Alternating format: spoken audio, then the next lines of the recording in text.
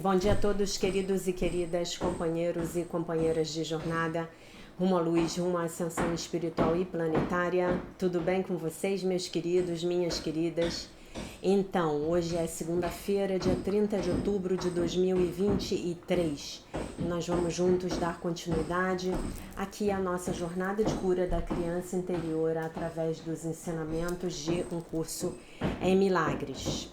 Vocês vão me perdoar, tá tendo uma obra no apartamento de cima, tá um pouco de barulho, então eu vou tentar falar um pouco mais alto, tá? Mas não tem jeito, eu só posso fazer o vídeo agora, né? Então tá uma bateção, tem uma bateção no vizinho da frente também, então, tá? Vamos lá. Começamos o nosso vídeo com a leitura do texto, o que é a segunda vinda. Eu fiz o post desse texto ontem na nossa conta no Instagram e coloquei como ilustração uma gravura grega, tá? Da Igreja Cristã Ortodoxa, representando a segunda vinda de Cristo, representando um motivo que é o motivo da segunda vinda de Cristo, tá? Uma ilustração lindíssima, espero que você já tenha conferido lá no perfil no Instagram. Se você puder deixar o seu like, eu te agradeço, tá? O que é a segunda vinda? A segunda vinda de Cristo, que é tão certa quanto Deus, é apenas a correção de erros e a volta da sanidade. É parte da condição que restitui o que nunca foi perdido e reestabelece o que é para sempre e eternamente verdadeiro. É o convite para que o Verbo de Deus tome o lugar das ilusões, a disponibilidade para deixar que o perdão repouse sobre todas as coisas, sem exceção e sem reservas. É a natureza toda abrangente da segunda vinda de Cristo que lhe permite abraçar o mundo e manter-te a salvo no interior do seu gentil advento, que encerra todas as coisas vivas junto contigo. Não há fim para a liberação que a segunda vinda traz, assim como a criação de Deus tem que ser sem limites. O perdão ilumina o caminho da segunda vinda, pois brilha sobre tudo como um só, e assim a unicidade é enfim reconhecida. A segunda vinda põe fim às lições que o Espírito Santo ensina, abrindo caminho para o julgamento final, no qual o aprendizado termina num último sumário que se estenderá além de si mesmo e alcançará a Deus. A segunda vinda é o momento em que todas as mentes são entregues nas mãos de Cristo, para serem devolvidas ao Espírito em nome da verdadeira criação e da vontade de Deus. A segunda vinda é o único evento no tempo que o próprio tempo não pode afetar, pois cada um daqueles que um dia veio para morrer, ou que ainda está por vir, ou que está presente agora, é igualmente liberado do que fez. Nessa igualdade, Cristo é restabelecido como uma só identidade, na qual os filhos de Deus reconhecem que são um só. E Deus Pai sorri a seu Filho, sua única criação e sua única alegria. Ora, para que a segunda vinda seja logo, mas não descanses com isso. Ela precisa dos teus olhos, ouvidos, mãos e pés. Ela precisa da tua voz e, acima de tudo, da tua disponibilidade. Vamos nos regozijar porque podemos fazer a vontade de Deus e nos unir sob a sua luz santa. Contempla isto: o Filho de Deus é um só em nós e através dele podemos alcançar o amor de nosso Pai. Muito bom, né? Então a gente passa para a leitura da lição do dia, que é a lição 303, que declara: hoje o Cristo Santo nasceu em mim. Vocês sabem que essa é a função do batismo, né? Essa é a função do batismo, né? É você renascer em Deus, né? E hoje você vai fazer um batizado. Hoje você vai fazer um batizado para sua criança interior, tá? Vai fazer uma nova cerimônia de batismo para sua criança interior e vai pedir ao Divino Espírito Santo que a batize, tá bom? Basicamente é isso. Vigiem comigo, anjos, vigiem comigo, hoje. Que todos os pensamentos santos de Deus me cerquem e permaneçam comigo em quietude, enquanto nasce o Filho do céu. Que os sons terrenos se calem e as cenas que eu estou habituado a ver desapareçam. Ó, a pessoa aqui sendo testada na sua calma.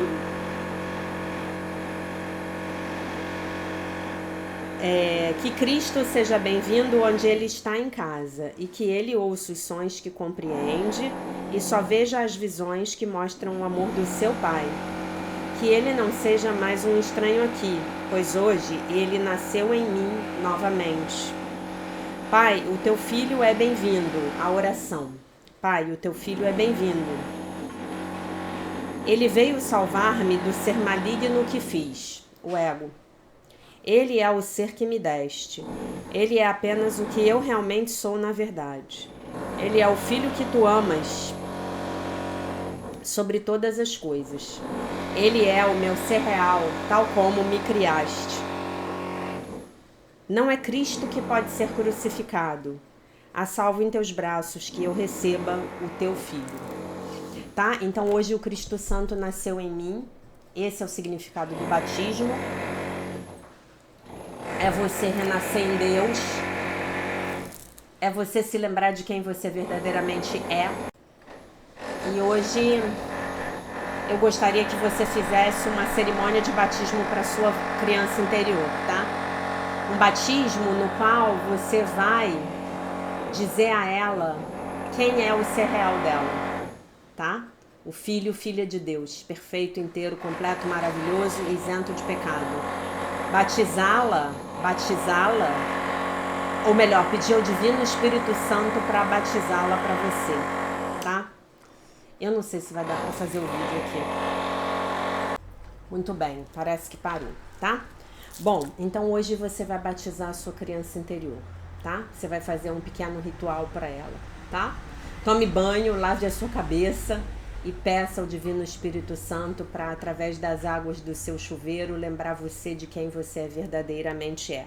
Lembrar você de que hoje o Cristo Santo nasceu em você. Não é isso que a lição diz? Hoje o Cristo Santo nasceu em mim, tá? Então essa lição é sobre nos lembrarmos da nossa verdadeira natureza, que é a nossa natureza divina, de filhos, filhas de Deus, tá bom? Muito bem. Passamos para a leitura do texto do dia 303 do livro A Year of Miracles, Daily Devotions and Reflections. Um ano de milagres, devoções e reflexões diárias. Texto do dia 303, tá bom? E hoje a Marianne, ela vem com um texto maravilhoso. Deixa eu ver se eu fechar a porta assim melhor. Bom, gente, parece que parou o barulho, tá? Então a gente passa para a leitura do texto do dia 303, do livro de Marianne Williamson, né? Um ano de milagres, devoções e reflexões diárias. E hoje ela escreveu um texto muito bacana, né, para o dia de hoje, muito bacana mesmo, assim, diferente de tudo que eu já li nos livros dela. Ela diz assim: hoje eu oro por aqueles que não me amam. Talvez haja alguém que não me compreenda, que não me aceite e que não me ame. Quem nunca, né, gente? Todos nós estamos nesse barco, né? Tem gente que definitivamente nos detesta, né? E isso é um direito da pessoa, totalmente. A gente precisa ficar em paz com isso. Aprender a ficar em paz com o fato de as pessoas não gostarem da gente. Que eu não responda ao julgamento dessas pessoas com julgamento. Hoje, que eu responda aos seus julgamentos com amor. O que quer que esteja tão trancado nos seus corações, que os impeça de verem dentro do meu coração, que Deus então possa libertá-los. O que quer que esteja ferido nas suas almas, que eles não possam reconhecer que eu também tenho as minhas feridas, que então Deus possa curá-los. Qualquer que seja o medo que os segue para o amor, que então o amor possa ser mostrado a eles. Bonito, né? Eu gostei muito. A oração. Querido Deus, hoje eu oro por alguém que não me dá a sua aprovação, o seu apoio ou o seu amor.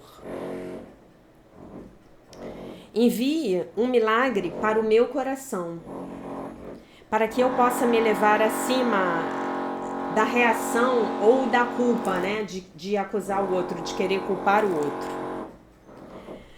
Liberte-nos a ambos para o amor um do outro, que jaz por trás deste véu. Amém.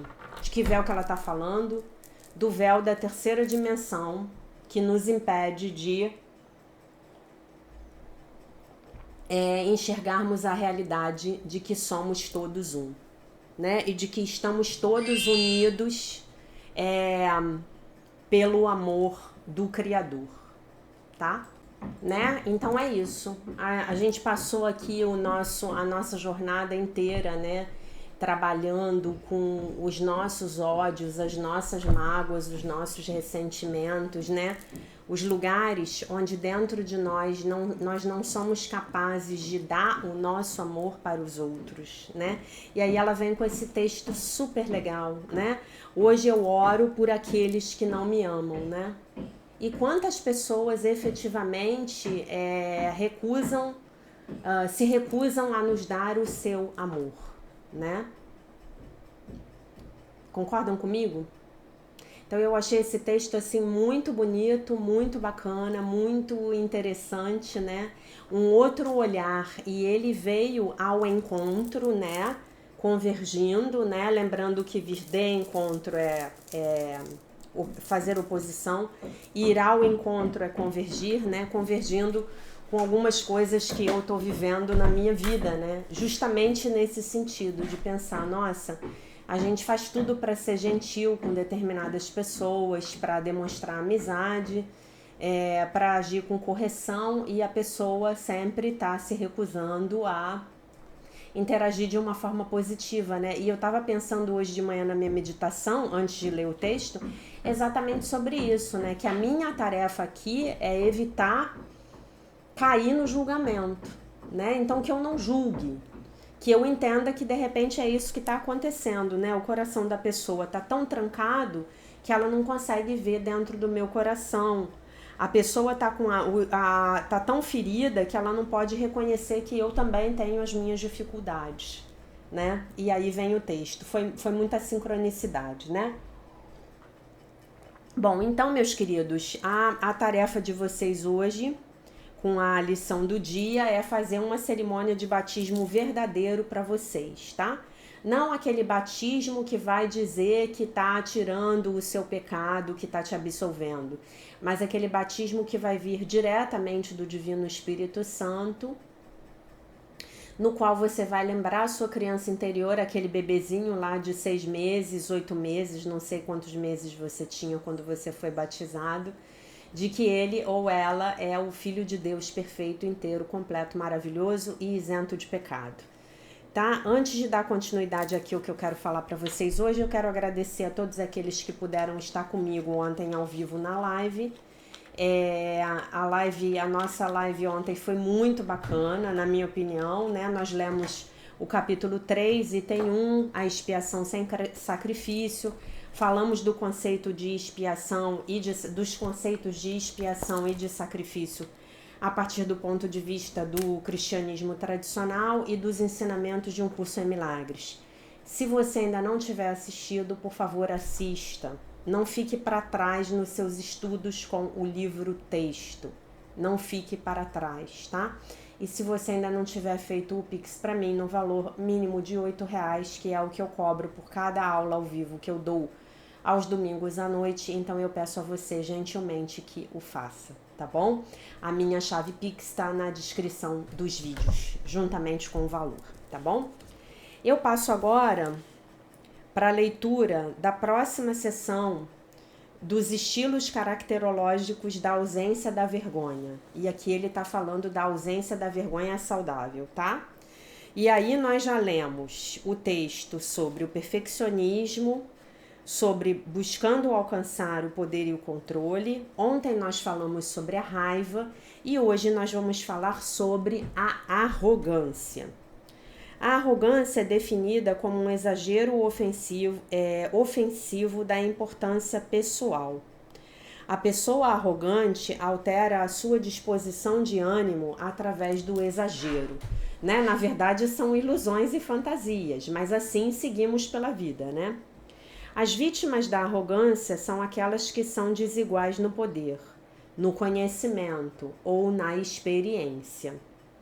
A vítima se sente inferior e inadequada na presença da pessoa arrogante, que tudo sabe e que tudo é. Ela acredita que é inadequada por causa da sua falta de conhecimento, experiência ou poder. Qualquer um que esteja no mesmo nível da pessoa arrogante simplesmente a vê como arrogante. A arrogância é uma das maneiras de a pessoa encobrir a vergonha. Depois de anos de arrogância, a pessoa arrogante fica tão desarticulada que não sabe realmente quem ela é. E esta é uma das grandes tragédias dos disfarces da vergonha. A pessoa não apenas se esconde dos outros, mas também de si mesma, né? Então, o que acontece? A pessoa desenvolve essa máscara para se proteger de ser envergonhada, né? E essa arrogância, ela normalmente ela vai estar associada a um conhecimento, né? Um conhecimento que tenha realmente um diferencial na área daquela pessoa, a uma situação financeira privilegiada, né? Muito dinheiro, a uma posição profissional muito privilegiada, muito poder, o cara é diretor da empresa, o cara é o dono da empresa, o cara é o presidente da empresa, né? Ou o cara é um político importante, ou aquele cara é aquele cara que tem muito dinheiro, então ele se acha no direito de humilhar as pessoas, ele tem a ilusão, né? De que ele é melhor do que os outros por determinadas circunstâncias que aí vão variar, né? E ok, muito bem, muito bem. E aí, como ficamos com a arrogância? A arrogância é uma defesa do ego, né, gente? E é importante que nós falemos aqui o português bem claro. Todos nós estamos nesse barco. Em determinados níveis maiores ou menores, todos nós somos arrogantes. Todos nós somos raivosos. Todos nós buscamos poder e controle, né? E todos nós somos arrogantes e prepotentes, né? Então, é muito engraçado a gente observar na maneira como a nossa sociedade se organiza, que normalmente alguém é arrogante com a gente, porque em teoria está acima da gente. E nós somos arrogantes com outro alguém, porque em teoria está abaixo da gente. Entendem o que eu estou falando? Então você, de repente, pode ser o objeto da arrogância do seu chefe e ser profundamente arrogante com o porteiro do seu edifício, né? Porque olha só, se eu uso a arrogância ou a raiva, ou o perfeccionismo, ou o poder e o controle como maneiras de eu me defender do mundo, né? De eu me proteger, de eu proteger esse meu ego, né? O mecanismo de defesa ele é do ego, o espírito ele não precisa se defender, porque ele já sabe da sua própria inteireza, da sua própria perfeição, ele já sabe que ele é invulnerável, né? Mas se eu me utilizo dessas defesas, né? Eu vou entender inconscientemente e aceitar que o outro chegue na minha vida e se utilize dessas defesas também, né? Tem um post muito engraçado, um negocinho desses postzinhos que o povo faz para WhatsApp, para LinkedIn e tal, que é uma pirâmide de corvos, né? Então tem um corvo lá no topo da pirâmide, você passa para o andar de baixo tem 3, passa para o andar de baixo tem 5, 7, 9 e aí vai aumentando, né? Até você ter uma pirâmide embaixo, você tem uma base da pirâmide que tem, sei lá, 25, 35 corvos. E aí o corvo que tá lá em cima, ele tá fazendo as necessidades dele em cima de quem tá embaixo, né? Então, ele que tá lá em cima no topo, ele que é um, ele faz em cima de todo mundo. Mas aí os 3 que estão embaixo dele fazem sobre os 5 que estão embaixo, que fazem sobre os 7 que estão embaixo e assim sucessivamente, né? Quem já trabalhou em empresa sabe exatamente do que eu estou falando, né? E é muito engraçado porque muitas vezes você dentro de uma empresa, você vê que tem indivíduos, no meu ponto de vista, você vê que tem 2 tipos de indivíduos nas empresas, né? Tem aqueles indivíduos que eles naturalmente serão promovidos porque eles estão dando o seu melhor. Porque eles estão se esforçando muito para ajudar a empresa a alcançar um objetivo. E porque eles entendem que eles são pagos para aquilo. E, enfim, gostam do trabalho, gostam do que fazem. E tem um outro grupo. E esse grupo, normalmente, é um grupo que está movido pelo poder. Então, essas pessoas querem subir de qualquer maneira. Elas vão fazer o que elas precisarem para subir na empresa. E quando elas sobem, é muito engraçado. Especialmente se você tiver tido a oportunidade de ter amizade com elas antes das promoções, né? Você vê que essas pessoas mudam. Essas pessoas deixam de ser quem elas eram. Quer dizer, na verdade, o que elas eram era uma máscara que estava escondendo ali aquela necessidade delas de se sentir acima dos outros. Quando eu tenho essa necessidade de me sentir acima do outro, de me colocar na vida nessa posição arrogante e eventualmente ficar numa posição onde eu posso humilhar os outros, e aí eu volto para a ferida da humilhação, é porque eu não me conheço. Eu não sei quem eu sou verdadeiramente. Eu não conheço o meu valor, né? Eu tô entendendo que o meu valor tá na minha posição social, ou tá no meu dinheiro, ou tá no meu emprego, tá no carro que eu dirijo. Tá bom, gente, a gente sabe que a nossa sociedade é movida a isso. E todos nós queremos coisas boas no mundo. Não esse é o meu ponto. O meu ponto é o que eu sempre digo pra vocês, eu vou, como é que se diz, eu vou me definir, era o verbo que eu estava procurando, eu vou me definir por isso? Eu vou me definir por isso? Onde é que está o meu senso de prazer pessoal, né? Às vezes eu nem queria ser empresário, às vezes eu queria ser fazendeiro.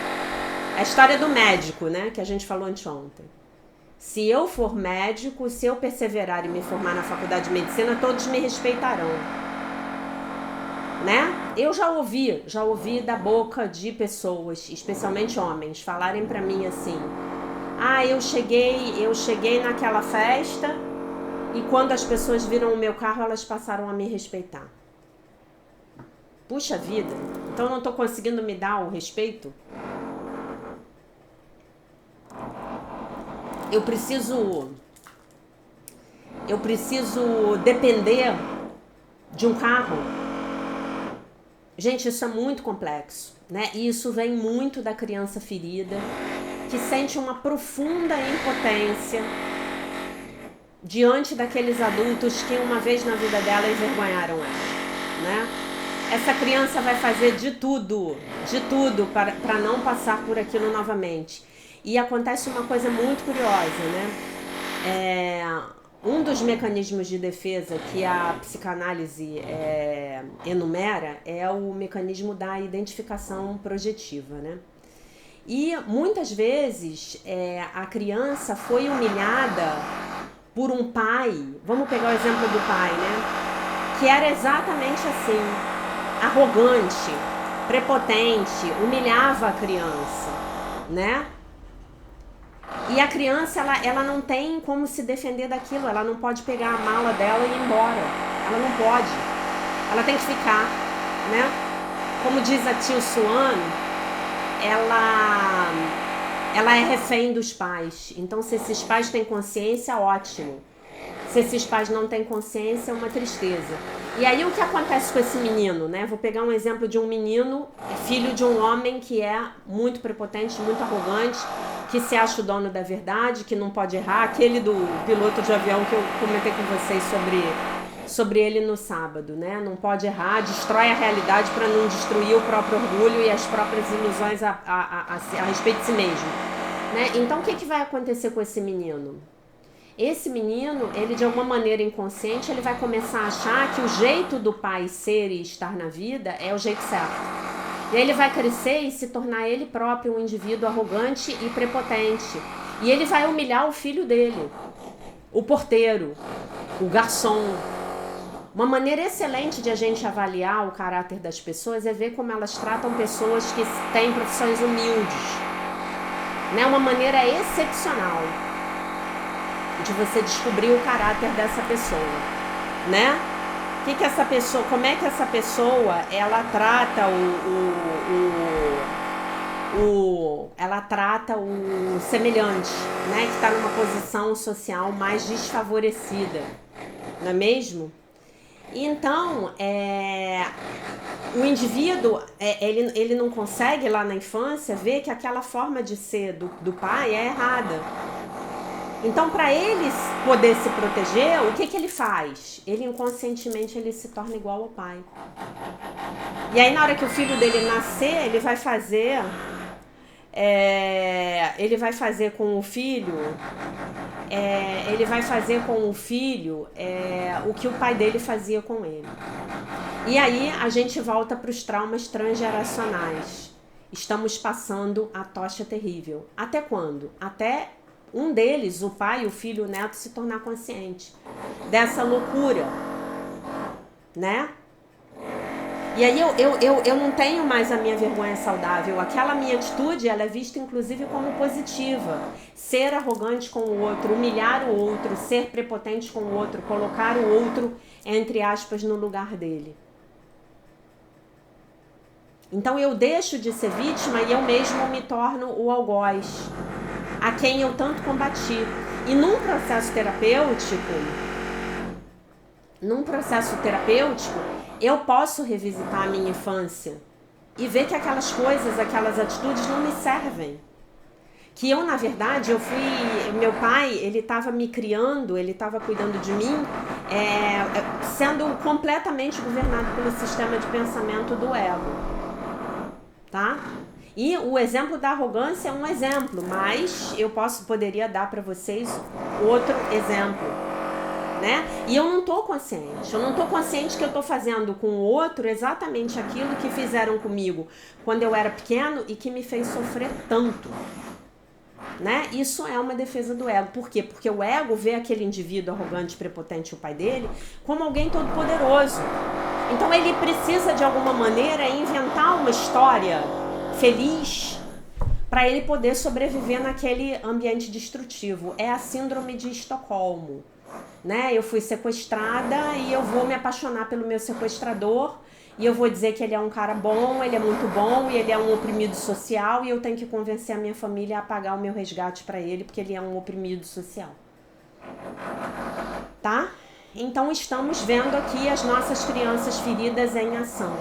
Enquanto nós não decidirmos colocar um ponto final nessas histórias de sofrimento a partir da nossa consciência, a coisa vai ficar difícil. A gente não tem como escapar, né? Por isso que a psicoterapia pode ser tão eficiente, porque eu vou revisitar a minha infância e as minhas dores a partir de um olhar consciente. E eu não preciso ser arrogante com os outros para me colocar no mundo.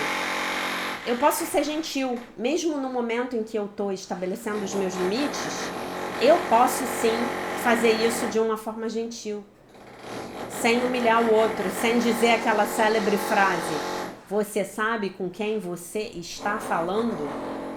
Né? E isso é um exercício, gente, porque a arrogância, ela é um lugar que é muito fácil da gente escorregar e cair. É muito fácil. É muito fácil. É muito fácil. E essa ilusão de autoimportância, ela se forma em função de um sentimento de total desimportância decorrente da minha infância. Eu não tinha importância na minha infância. Então eu precisei criar uma própria importância para mim. Eu não tinha importância enquanto indivíduo, eu não tinha um valor de ser, então agora eu tenho que ter um diploma de medicina para eu poder ter importância na vida, tá? Meus queridos, eu tô com 30 minutos de vídeo, eu tinha mais coisa para falar, mas com essa barulheira eu vou interromper o vídeo agora, tá? Amanhã eu vou ver se eu faço o vídeo antes de tudo, para que depois das 8 da manhã, quando a obra começar, o vídeo já tenha sido gravado, tá bom? Então reitero novamente a importância de que vocês assistam a live de ontem. É muito importante estar acompanhando o livro-texto, né? Se você não assistiu às lives anteriores, assista também, por favor, tá bom? Então é isso, meus amores. Pratiquem a lição do dia hoje. Hoje, o Cristo nasceu em mim, né? Ou renasceu em mim, será? Espera aí. Hoje o Cristo Santo nasceu em mim, tá? Então hoje faço uma pequena cerimônia de batismo para você. Se você quiser trazer um simbolismo para essa cerimônia, organize uma cerimônia, sei lá, se rebatize, né? Isso acontece muito em algumas igrejas. É possível você passar novamente por um outro batismo, né? E que esse batismo te lembre de que hoje o Cristo Santo nasceu em você. Isto é, você está se lembrando de que você é verdadeiramente o Filho de Deus, perfeito, inteiro, completo, maravilhoso e isento de pecado. Você é o Cristo, porque o Cristo é o seu ser real. Você não é um corpo, você é livre, pois você ainda é como Deus te criou. Tá bom, meus amores? Então eu deixo vocês com a paz de nosso Senhor Jesus Cristo, com um beijo imenso. E se Deus quiser, nós nos vemos novamente amanhã. Eu espero que sem essa barulheira.